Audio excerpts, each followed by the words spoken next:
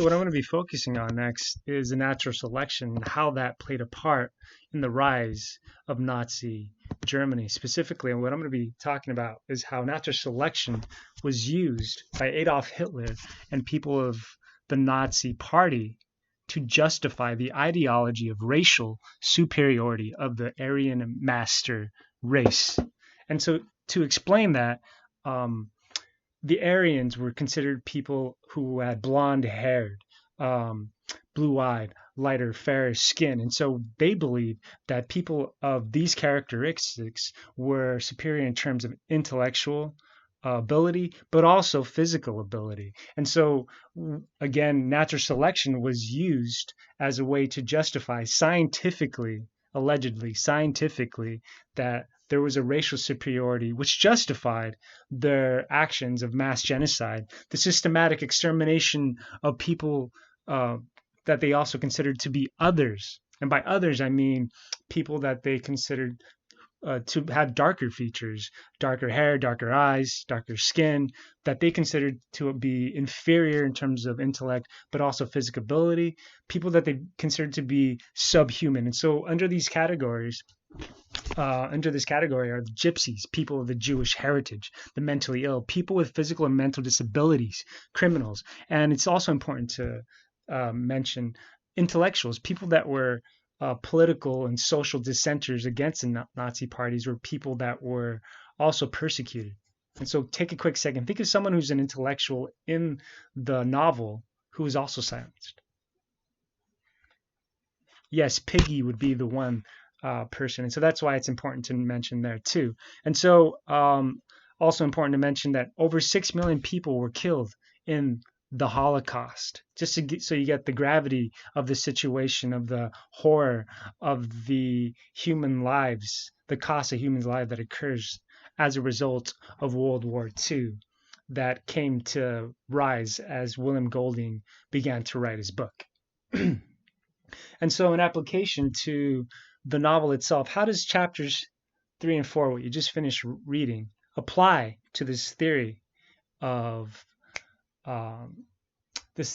evolution, specifically of natural selection? So in the beginning of chapter 3, we see Roger and Maurice, who are on the beach, and they walk down and destroy the sandcastles of 3 little ones, Henry, Percival, and Johnny. So take a quick second. How does that relate to natural selection? So relating it to natural selection, the first thing that comes to mind is that it also mirrors the classism that exists within British society already. As we just finished discussing, natural selection was used to justify the superiority of people of the upper class over the lower class. And so this is exactly what happens because, yes, Roger and Maurice are big'uns. They are physically bigger, just like natural selection where the physically strong and intelligent have power over those who are not so much. This is exactly what happens.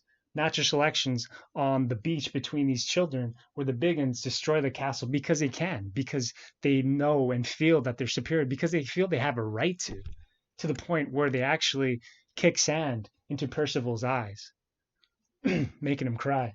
And so how does this also relate to Nazi Germany?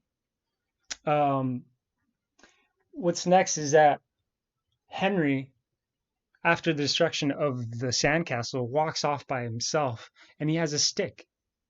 And what's interesting is that he starts poking at these tiny creatures, these transparencies that wash up on the shore of the beach.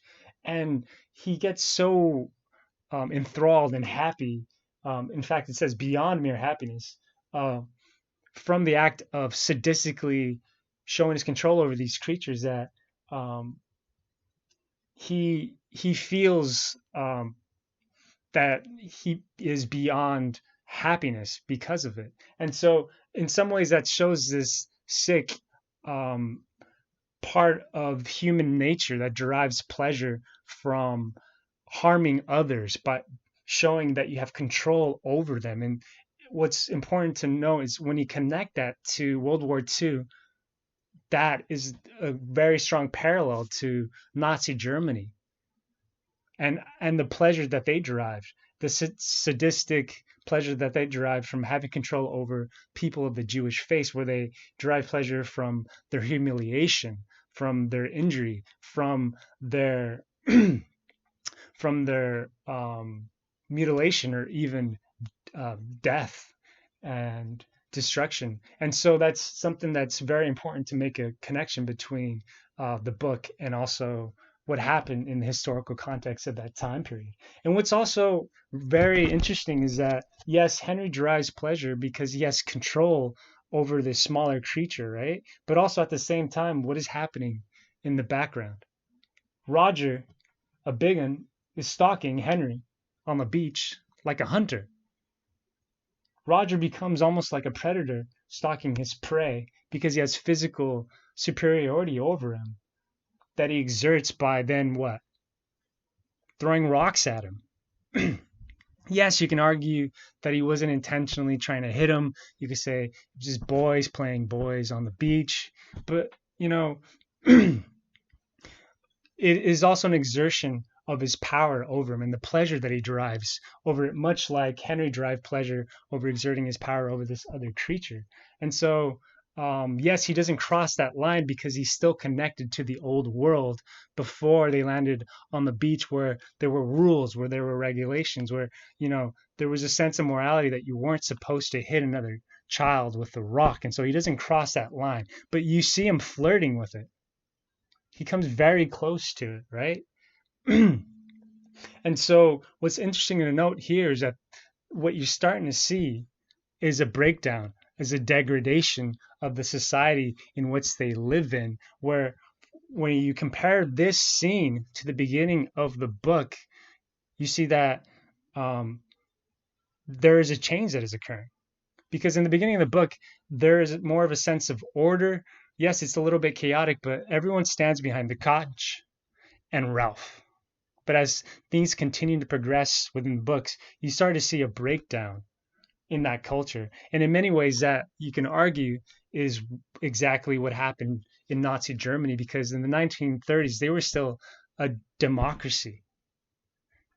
And eventually it transitions slowly but surely by taking the rights away from others, specifically people of the Jewish faith and others.